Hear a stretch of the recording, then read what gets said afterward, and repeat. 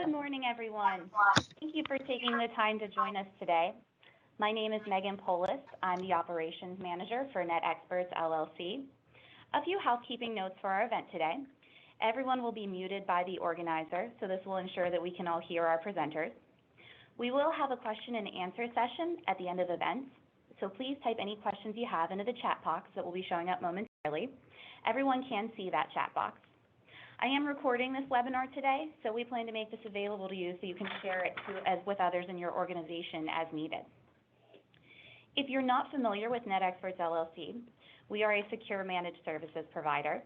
Xperts adheres to high quality standards throughout our organization to ensure that we keep your business safe and secure.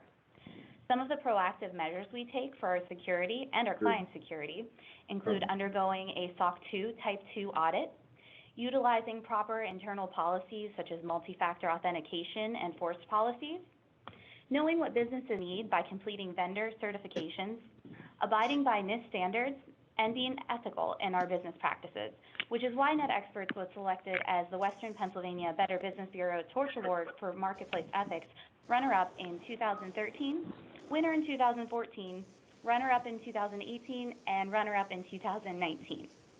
No other technology company in Pittsburgh has been awarded this honor.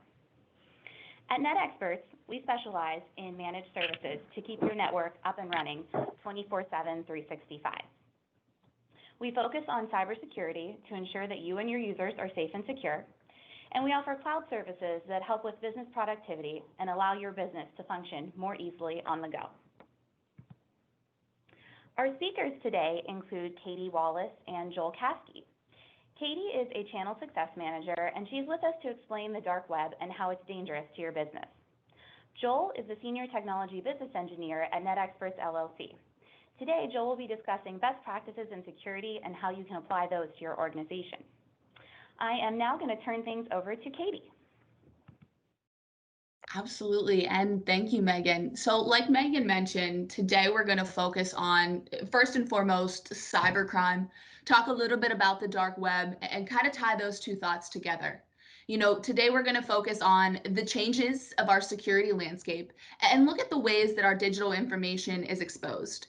With changes to our work environment, we've seen an increase in cyber criminals trying to profit from our information. Cybercrime, unfortunately, is run like a business where these nefarious characters are making money off of our data and any number associated with it. Modern cyber attacks, such as phishing attacks, can be highly profitable with a seemingly low success rate for these cyber criminals. And unfortunately, the cost of launching something like a phishing attack is low. And with the single cyber attack, a cyber criminal can yield thousands or even millions of dollars in revenue just from sending out one phishing email. So as we move forward in the presentation here, I want to talk a little bit about, what the dark web is. We've all seen this iceberg illustrate something. Looking at the top of the iceberg here, this is what you and I know as the internet or the surface web. The surface web is the internet that we all know and love to surf. This is the internet that we use to run our businesses, the internet that we use to connect with our friends, family, and customers. However, the surface web is only about 4% of the entire internet. As you start to look below the surface here on the illustration, you see an estimated 96% of the internet actually lives below that surface web. As we move a little bit farther down, we want to talk about the deep web. The deep web consists of data that you wouldn't be able to locate with a simple Google search. The deep web actually has some very common uses, such as email services live on the deep web. Online banking sites live here. Your Netflix queue also would live within the deep web because it's hidden behind a login. And your doctor's offices would also keep your patient records here. Again, any information that you wouldn't want to be located with a simple Google search.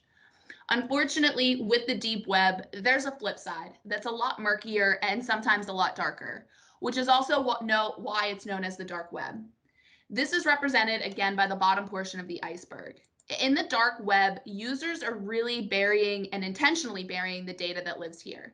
The dark web is only accessible if you have a special browser and connection to the internet. The special browser that you need to use to access the dark web is the Tor browser, and it actually was originally developed by the US Department of Defense. We'll certainly get into some of the illicit deals that are happening in the dark web. However, this space is actually used for an array of purposes. Journalists will use the dark web to help protect the anonymity of their sources. And again, the government may also use the dark web to protect the anonymity of sources or in any whistleblower situation. With the dark web, folks operate anonymously, meaning we don't know where you're connecting from. We don't know who you are. So unfortunately, with that being said, the dark web also carries a nefarious reputation as a safe haven for criminals, terrorists, and unfortunately these bad sites and everything in between. The dark web, it's a huge marketplace for stolen data, whether it's your business data or personal information. After a data breach or a hacking incident, personal and business information is often bought and sold on the dark web by these identity thieves. Again, that's space. And again, they're buying any numbers that could be associated with you. As we move forward in the presentation, I talked, about what the dark web is, but I wanted to show you a screenshot from a website located on this space. Our team of analysts was able to provide this screenshot of this website, and this particular site that we're looking at, it's a very popular website within the dark web. This website itself sells credit card information or your identity. On this particular website, it sells its information from anywhere between $5 and $110. This is a full package website, meaning if you're going to purchase information from this site, you would receive, whether it's the actual credit card itself that you're buying, somebody's stolen name, social security number, birth date, again, or any account number, or really anything that you would need to effectively use this card. This site itself will even discreetly mail you the physical card. So again, your neighbors have no idea what you're up to, but B, that you can then use the card in stores. I'm going to highlight, what we have in the red text here. Thank you for giving us another chance to provide you with the best credit cards. So these websites on the dark web, they're concerned about customer support. They want you to leave reviews for them so other folks can see that you're providing valuable information. And, unfortunately, this is how our companies are run in the surface web. So because it's a proven strategy and a proven model, these cyber criminals have adopted this same model. And again, they want you to leave Google reviews so other folks purchase their information. As we move forward, I want to discuss, how our data gets into this space. We've talked about what it is, looked at a screenshot. Now, again, how does our information wind up here? The first thing that I want to highlight are phishing attacks, because phishing attacks are a persistent threat to any business. A staggering 90% of data breaches involve phishing. Phishing is an attempt to acquire business or personal information, again, such as usernames, passwords, or financial information, via impersonation or spoofing through email. With the start of the coronavirus, we've seen a large uptick in phishing attacks, to the point where in April and several times since, the FBI has released official statements about the amount of phishing emails going around. Outside of coronavirus phishing attacks, Microsoft actually remains the #1 spoofed brand in phishing attacks. In one popular Office 365 phishing email, a hacker is sending what looks again like a legitimate Microsoft email, asking somebody to open a OneDrive or a SharePoint file. Unfortunately, when somebody clicks on that link, they're then redirected to a fake login page where their credentials or financial information are stolen. Then the hacker harvests those details and uses them either to commit fraud or sells the data on the dark web. Another term that I want to focus on today would be malvertisements. Now, malvertisements may not be a term that you've heard of before, but malvertisements look like regular advertisements that you would see on the internet, but they contain a code or something that redirects a visitor to a malicious website. Malvertisement campaigns, they're very attractive to cyber criminals because they can easily be spread across a legitimate number of websites, making an end user or us think it's okay to click on these ads. Think about this, anytime that you Google a new product or a new service, you're met with sponsored ads on the side of your screen, no matter what website you visit afterwards. Some of those advertisements that you're looking at are likely malvertisements. So I always recommend this. If you are looking for a new product or service, please go directly to the website and don't click on any ads. A good example actually plagued the New York Times. They were hosting a banner ad that attempted to social engineer people into installing an antivirus tool. Now, what's funny here is the antivirus tool that the ad was trying to get people to download was a virus itself. This ad was live on the New York Times website for upwards of 24 hours before the New York Times even realized the malicious nature of the ad and was able to remove it. As we look here, we want to talk about watering holes. Watering holes, I think, are just about the scariest of attacks because they're truly targeted. A watering hole style of attack begins when a cyber criminal starts to profile a target organization or user to determine the types of websites that its user, visits the most. In a watering hole styles of attack, a cyber criminal doesn't act right away. The bad actor watches you. When they determine what websites you go to the most, the nefarious character probes those websites for security weaknesses and vulnerabilities. When a cyber criminal finds a flaw in the website, the bad actor then uses that as their chance to compromise the website, and then they wait for you to return. Once you return, the cyber criminal then attacks your infrastructure and your computer. Unfortunately, watering hole styles of attacks are common for folks in the financial or legal sector, as cyber criminals know the type of data that they hold. The last thing that I want to focus on how our data is winding up on the dark web, is probably the most common. It may seem like you've heard stories of massive data breaches popping up in the news. Now, whether you watch your local or national news, you have heard of these stories. Capital One, Equifax, and Facebook are just some big brands out there that have went through data breaches. A data breach is an incident that exposes confidential or protected information. A data breach might involve, again, a loss or theft of social security numbers, banking information, credit card information, customer information, email addresses, and passwords. A data breach can be intentional or accidental. A cyber criminal may hack a database of a company where you've shared your personal or business information. Or, unfortunately, an employee at your company may expose your information on the internet by clicking on a malvertisement or a phishing email. Either way, cyber criminals are accessing your key personal information and profiting at, unfortunately, our expense. So as we move forward in the presentation here, I want to talk about this issue that's out there. Always assume you have something that a cyber criminal wants. Cyber criminals, unfortunately, now are choosing more modest targets because, again, like we talked about, all data has a value on the dark web. Given how many platforms businesses use on an everyday basis, you don't have to connect the dots to realize you've got information that cyber criminals want and can sell on the dark web. What happens to this information once it's been sold on the dark web? It can be used, again, for a variety of nefarious activities, from identity theft to launching spam and phishing attacks against your clients. When cyber criminals access our email addresses and passwords, unfortunately, they're not just stealing their information. They can also use our email addresses and passwords to distribute malware or, again, launch phishing attacks against our contacts.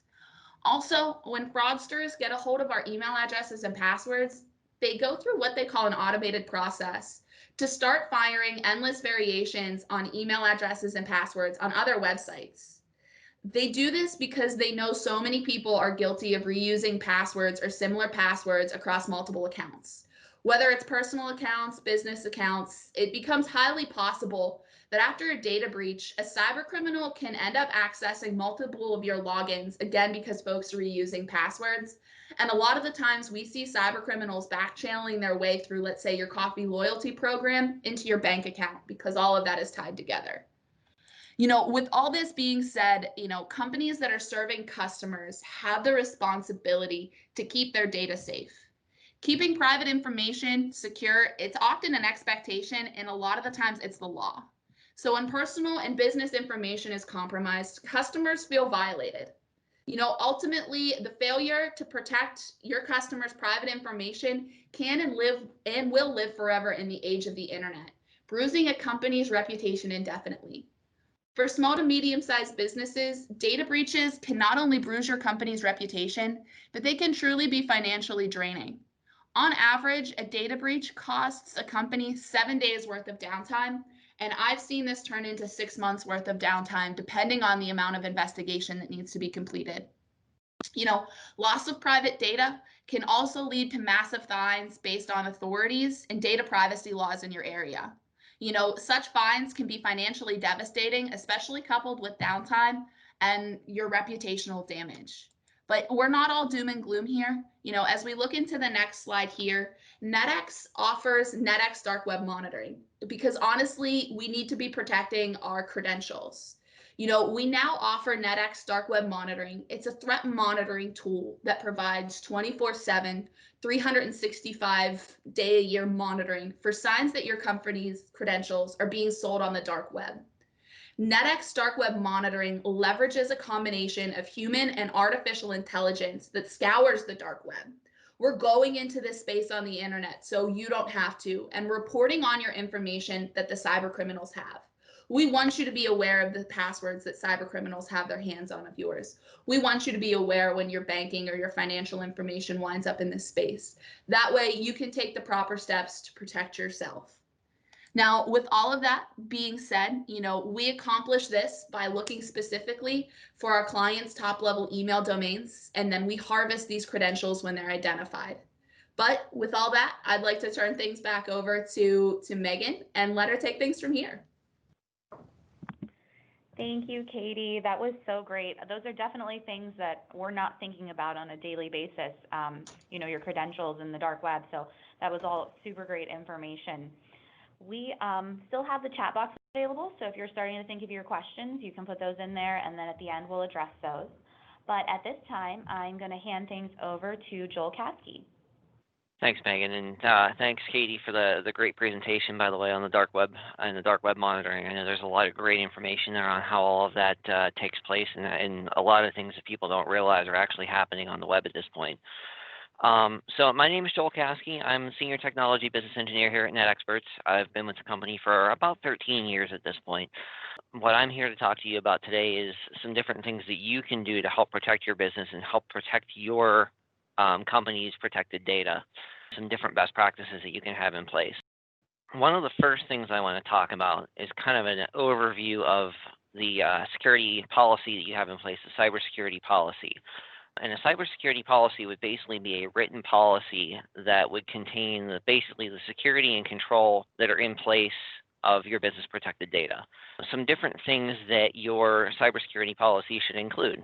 So again, basic security controls, what happens with your firewall, what kind of rule sets do you have in place, different things like that. Password policies and requirements for multi-factor authentication, or MFA. So password policy should promote what your password standards should be along with expirations. So it should be just basically a written form to say your password should be at least X amount of characters. It should expire every X number of days. It should contain guidelines for an acceptable password. So for example, promoting a passphrase versus a password. Passphrases are going to be a lot longer. They're going to be harder to crack on an automatic level, but they're going to be easy for a user to remember. And then there should also be a policy there regarding sharing of passwords with others, which really should never happen. PHI and PII, that's personal health information and personally identifiable information handling policies. So if you're a company that has social security numbers, protected health data, credit card information on your network, your policy should contain some blurbs about how to properly store that. For example, if you have protected data, you don't necessarily want to store it on any kind of removable media like a flash drive unless it's encrypted. How to handle it, how to transmit it, or how not to transmit it, and what to transmit and what not to transmit. So for example, if you're sending any kind of protected information via email and you have to send it via email, you want to make sure that you're using an encrypted email service to do that. And then last but not least, classifications of your data and access policies. So strictly confidential, internal, what can be shared with whom, and how to handle that data going forward. Incident reporting and response. How do we react to a cybersecurity incident or a potential cybersecurity incident? Let's say you have a password that gets compromised, or you have a piece of paper that has protected information on it that gets lost.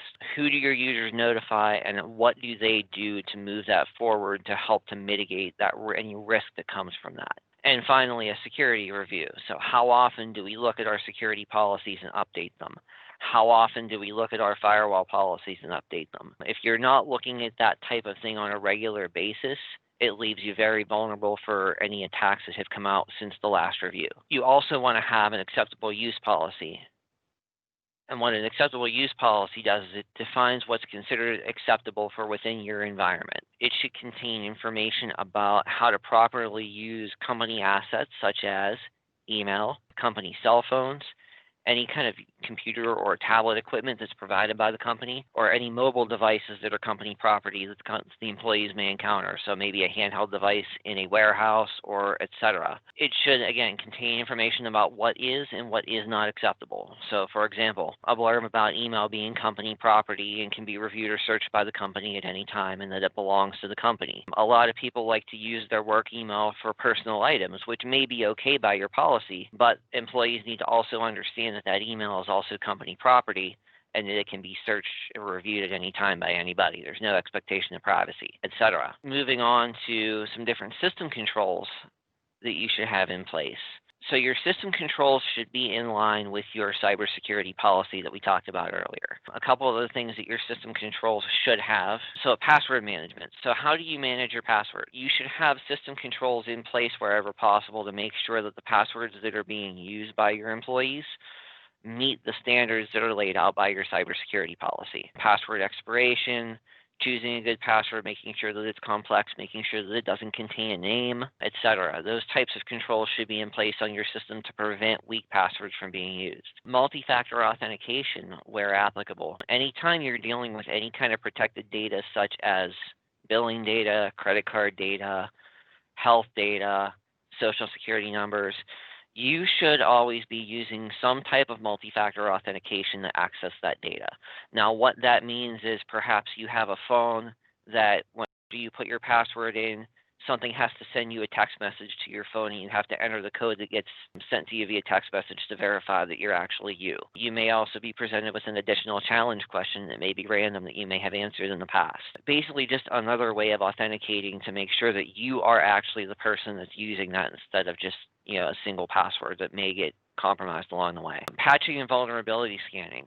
So new threats are coming out and being found, and new holes are being found every day. Microsoft releases patches on a monthly basis at minimum. Sometimes they release them out of band. Firewall vendors. This one often gets overlooked whenever you're looking at firewall firmware and network device firmware. There are different attacks that are happening on those types of devices and different holes that get patched by newer versions of firmware. So are your devices being patched? Are they being scanned? What vulnerability scanning is doing is it's actually going out and tickling those devices and saying, hey, these are the known threats that I know about that could affect these devices. Let's see if they're actually affected by this. Oh, look, here's a hole that we know about. This is something that you should look at and mitigate. Using the latest security encryption protocols. This is another one that gets overlooked. A lot of people think that SSL means SSL. There are actually different flavors of SSL and HTTPS sites. So just because it says HTTPS, if you're using HTTPS protocol like SSL2 or SSL3, you may be using a vulnerable protocol. So that's definitely something to keep in the back of your mind as you're either hosting systems or you're accessing systems to make sure that you're using the latest security protocols and disabling the older vulnerable protocols. And backups. Yeah, you may take a backup several times a day. You may take a backup daily. How often do you test that backup? If you don't test that backup does not exist. How can you guarantee that the data that's on that backup is going to be accessible when you need it if you don't test it? That is so important that gets overlooked in a lot of environments. You always want to make sure you're testing your backups on a monthly basis at minimum to make sure that that data integrity is there so that you have it if you need it. So the next, probably the biggest point to making sure that you're mitigating attacks is user education. As Katie had touched on a little bit ago, bad actors are using the end user to be able to gain access to networks because they're finding that the end user is actually the weakest link in the security chain. So do your users know how to spot a cybersecurity attack? Do you know how to spot a cybersecurity attack? Some are obvious, some not so much. Phishing attacks used to happen a lot by phone. You used to get the calls that claimed they were from the IRS, or you used to get the calls claiming that they were from Microsoft, saying that, oh, you have a virus on your computer, we'll get on your computer, we'll load our virus software on there, and we'll take care of it for you for a certain fee. Then you give them your credit card information, they then have your credit card information to go out and exploit. Those types of attacks are becoming less common. The more common ones are happening via email, because you can sit down and blast out an email to 2,000, 3,000, 5,000 users in a matter of seconds, whereas phone calls, they take time to connect, and you have the people that may be not answering the phone, et cetera, and so forth. Hackers are getting a lot bigger bang for their buck, if you will, from phishing attacks via email. Do your users know how to spot a phishing attack? Are they looking at the links that they're clicking on before they click on them? Malicious web links are pretty big right now as well. So you'll see, if you do a Google search, sometimes you'll have some bogus links that pop up there that take you to bad sites that then either infect your computer, or they ask you for your personal information posing to be somebody else. These are the things to kind of keep an eye on and think before you click. You don't want to open any links or attachments that you're not expecting, even if they're coming from somewhere that you've worked with before. I recently had a customer that had a vendor that they work with that got compromised with their email and started sending out fake invoices to their customers. They received an invoice link via email and questioned it because they weren't expecting that from that customer or from that vendor to say, hey, this isn't the way that you normally send this. Did something happen? Is this normal? Did something change? We're not expecting this. Just a simple stop and think, hey, does this make sense? Could save you hours, if not days, of downtime going forward. Now, we also have our NetX phishing program, and what that'll do is that'll actually do testing and training for your users to say, we're going to send out a simulated phishing attack. How many of your end users are going to click on it? It'll give you quantifiable information on that to say, of your 100 users, 10 people clicked on this link and entered information. And it'll also give the end user training to say, hey, what you clicked on here was a phishing attempt. Here's how to spot this going forward. Here are a couple things to look for and be cautious of so that it doesn't happen again moving forward. The first time that companies do a phishing training and simulation like this, a lot of the executives are typically surprised by the results that they get, because they're finding that a lot more people are clicking on these links and not thinking about them before they click on them, because they think that there are other controls in place that are preventing them from getting to these bad sites. There may be, but there's no solution to this that's actually 100% foolproof. So user education is huge whenever it comes to these types of things. The next thing we want to talk about is financial transaction. If you receive a request for a financial transaction, whether it be a payroll transaction, a wire transfer, etc., you don't want to complete that specifically initiated by email. You always want to verify that transaction using a known phone number via voice to that person. I have had people that have gotten requests like this and have called the phone number in the email that was sent to them to verify whether or not it was legitimate. That is something that you don't want to do. You always want to make sure that if it's the bank that sends you an email, call the bank on a number that's either published on their website or published on the back of a credit card to say, hey, is this legitimate? We've seen instances where people are faking emails from a CFO saying, hey, do this wire transfer. And people aren't looking at the email address that it's coming from or verifying via voice that, hey, this is legitimate, and completing wire transfers that weren't authorized. You want to make sure that your policies reflect that. You always want to verify that via another method, via voice if you get an email, or have some way of sign off to make sure that those transactions aren't happening. Payroll people are being attacked, and HR people are being attacked. And the latest one that I'm seeing is people supposing to be people within the organization saying, hey, I need you to change my direct deposit information and I need it changed right away. Always want to have a verification process for that. The last piece of this that I want to touch on, actually not the last piece I want to touch on as far as information protection goes, is what you have out there in a public profile. Everybody uses social media, everybody uses LinkedIn, everybody uses Facebook, everybody uses Twitter. What information is out there in your public profile right now? Hackers can find that information just based on a simple search, browsing Facebook. Can get phone numbers, can get birth dates, can get information about a person because it's not protected behind having to authenticate or having to have a connection request, or what have you to access that information. Be very cautious about what you put out there in a public profile that can be searched from anybody, from anywhere. The other thing, too, that we find is that a lot of companies will publish on their website their key officers or their key people and their key people's information and contact information. Hackers are using this information to launch spear phishing attacks on those particular people. Again, payroll, CFOs, CEOs, looking for those C-level executives' contact information and then trying to either mimic them or attack them directly to try to breach the organization. So these are things to keep an eye on whenever you're putting that information out there. Just be cautious about what you're putting out there for everybody to see. The other thing that you want to have in place within your organization is, how do you report a cybersecurity attack? So if you see a phishing attack, what do you do? How do you report it? A lot of best practices is that you should have a designated security coordinator. This person is just basically a center point to say, okay, I've had this attack, I want to let you know about it. It may be somebody from IT, it may be a compliance officer, it may be a C-level executive. That person would then execute an incident response plan. And the next step to that is obviously having an incident response plan. So what do you do if you are attacked? What do you do if you have a breach? Who do you contact? How do you recover from that? How do you contain it? So obviously some of the things that you may have in there may include contacting an IT professional or an IT provider or a managed services provider saying, hey, we had an attack. We don't know exactly what's been compromised.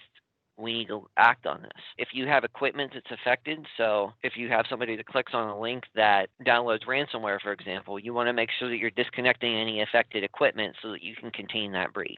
It may also go as far as to whether or not that person is a governing agent, cyber insurance company, regarding the breach to report the breach. You always want to make sure with any kind of potential breach that you contain it, control it, resolve it, and recover from it. And if you have an incident response plan, this goes along with testing your backup. If you don't test your incident response plan, it doesn't exist. If you test it, you can find out what's working and what doesn't, and you can refine that plan to make sure that you are always ready to go in the event that something happens. So in summarizing, these are some of the things that a lot of small businesses and medium-sized businesses do overlook. Having that cybersecurity policy, having that incident response plan, having that acceptable use policy are all things that are there to protect your organization in the event that you have a bad actor that gets in and attempts to launch an attack on your organization. It allows a smaller, medium-sized business to be prepared for the eventuality. And that's certainly something that we as net experts can assist with developing and putting you on the right path to getting those things in place to help protect your organization. Thank you, Joel. A lot of great information in there, a lot of things that organizations can put in place, a lot of things we can help them put in place, so wonderful, thank you. We are going to head over to questions. I'm not sure, is there anything typed in the chat? Let me see, we'll check the email too to see if we've gotten anything here. Hey, Katie, I know one thing that does come up a lot is, can I remove my information from the dark web? Absolutely. And that is honestly a great question. Now, when it comes to your information on the dark web, unfortunately, it cannot be removed. It can only be remediated. You would have to change your password or update your credit card if that's the information that's been found on the dark web. We have to remind ourselves in this space, we're oftentimes various characters or cyber criminals. So unfortunately, there's no reasoning with them or reckoning with them. So no, unfortunately, once your information's been found, it cannot be removed. Great answer there. Unfortunately, I mean, it's not the answer we want to hear, but the answer we need to know. So with the dark web monitoring, obviously, with NetX Dark Web Monitoring, we would get the notifications out, and then it would be those kind of things that you mentioned that a client would go do is if your information is compromised, go change that password, go look into that information and make sure that you update it immediately so that someone cannot continue to get in there. Absolutely. Hey, Joel, you were talking a lot about multi-factor authentication, and there's been a lot of talk previously about dual factor, and could you just dive a little bit more into that about the differences and why one versus the other, or has the terminology just kind of changed? Absolutely. So multi-factor authentication is very similar to two-factor or dual-factor authentication. It just takes it to the next level. So when you're dealing with multi-factor, it's just basically saying two or more. You may have instances where, well, first of all, so two-factor authentication is a form of multi-factor authentication, but you may have instances where you have data that is more secure and more protected and more confidential that you may even want to put another level of authentication onto. So for example, you may even have this in the background where you have a username and password, then you have them have a code on their phone that they would have to enter that's time-based. But then you may also have a third way of authenticating, so maybe only being able to access it from a specific IP address or a specific place, or even being presented with an additional challenge question to say, okay, we just want to make triply sure that this is actually you trying to access this data. We're going to present you with this additional authentication to make sure that you're actually you. Or they may send a code to email and then send another code to phone that may be two different codes. There are multiple different ways of being able to use multi-factor authentication, but the reason why that terminology has gone from two-factor to multi-factor is there are some places and some best practices that are requiring more than two ways of authenticating a person. Great, thank you. That definitely provided a lot of clarification there. So if you have further questions, you can feel free to email us at info@thenetexperts.com or simply give us a call at 412-244-NETX. In closing, I'd like to thank all of you today for taking the time out of your hectic day to join us. I want to extend a big thank you to both Katie Wallace and Joel Caskey for speaking. They shared a great wealth of knowledge with us today, and I hope you're able to utilize some of that in your organization. We at NetExperts would love to help you secure your business further. So again, please call or email us at the number or email on the screen there so that we can set up a meeting to help you with your cybersecurity plans. Again, I'm Megan Polis of NetExperts LLC, so thank you for being with us this morning. Have a great day.